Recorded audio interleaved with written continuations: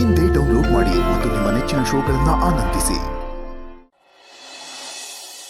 ಅಮ್ಮ, ನೀವ್ ಬಂದಿದ್ದು ತುಂಬಾ ಖುಷಿ ಆಯ್ತಮ್ಮ. ಅಜ್ಜಿ, ಕಾಫಿ.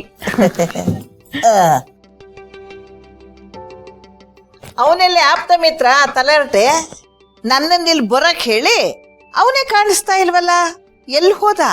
ಅಜ್ಜಿ ಕೆಲ್ಸದ ಮೇಲೆ ಹೊರಗಡೆ ಹೋಗಿದ್ದಾನೆ, ಇನ್ನೇನ್ ಬಂದ್ಬಿಡ್ತಾನೆ. ನನ್ನನ್ನು ಇಲ್ಲಿ ಬರಕ್ ಹೇಳಿ ಅವನಿಗೆ ಅಲ್ಲೇನ್ ಕೆಲಸ? ಇವತ್ತು ಬರ್ಲಿ ಅವನ ಗ್ರಾಚಾರನೇ ಬಿಡಿಸ್ಬಿಡ್ತೀನಿ, ಬರ್ಲಿ. ಬಿಡ್ಬೇಡಿ ಅಜ್ಜಿ, ಬಂದ್ಮೇಲೆ ಸರಿಯಾಗಿ ಕ್ಲಾಸ್ ತಗೊಳ್ಳಿ, ನೀವೇ ಅವನಿಗೆ ಸರಿ ಅಲ್ವಾ? ಒಂದು ಫೋನ್ ಹಾಕವನಿಗೆ.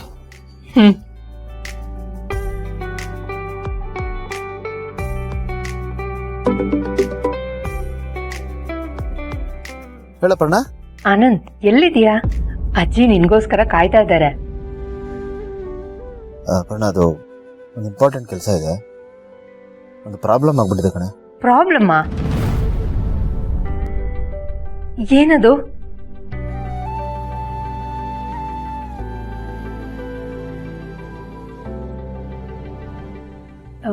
ಸರಿ, ಆಮೇಲೆ ಫೋನ್ ಮಾಡು. ಏನಾಯ್ತಮ್ಮ? ಅದು ಅಜ್ಜಿ, ಯಾಕೆ ಹೇಳೋದಕ್ಕೆ ಹಿಂದೆ ಮುಂದೆ ನೋಡ್ತಾ ಇದೀಯಾ? ಅದೇನಾಯ್ತು ಹೇಳು.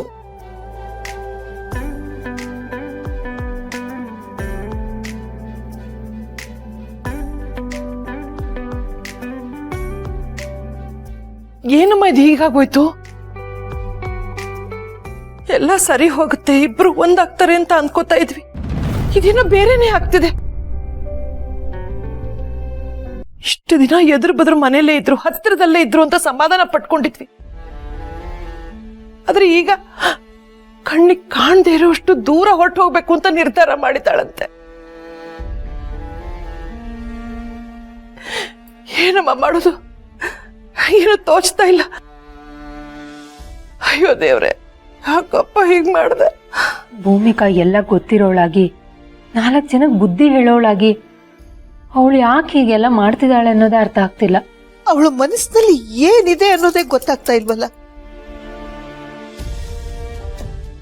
ಭೂಮಿಕಾ ಅಂತವಳಲ್ಲ,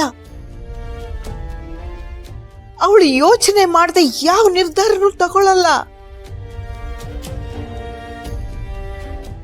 ಆದ್ರೂ ಅವಳು ಈಗ ಮಾಡಿದಾಳೆ ಅಂದ್ರೆ ಬೇರೆ ಏನೋ ಇದೆ. ಅದೇನು ಅಂತ ಹೇಳ್ತಾ ಇಲ್ಲ ಅವಳು. ಈಗ ಅವಳು ಹೊರಟೋದ್ರೆ ಅವರಿಬ್ಬರನ್ನು ಒಂದು ಮಾಡೋದು ಹೇಗೆ?